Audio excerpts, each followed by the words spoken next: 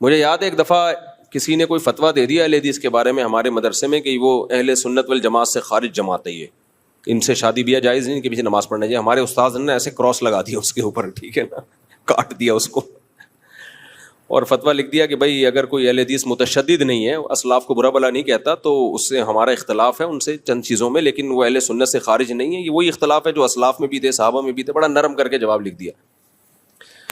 तो जो थे जिन्होंने वो इतना सख्त जवाब लिखा, तो उन्होंने कहा नहीं इसमें तो ये, इसमें तो ये। उन्होंने बोला भाई दीन अपनी ख्वाहिशात का नाम नहीं है, जो जितनी जिसके अंदर आपको जितना इख्तलाफ है उसको उससे ज़्यादा आप आगे नहीं ले जा सकते। आपको ये राइट थोड़ी है कि आप एक शरीयत ने एक मैयार मुतायन, चूंकि जो इख्तलाफी मसाइल असलाफ में हो गए हैं ना, असलाफ में जो इख्तलाफी मसाइल हैं तो वे इख्तलाफी हैं ही इसीलिए कि उसमें किसी एक जानिब में भी आपको शिद्दत की इजाज़त नहीं है।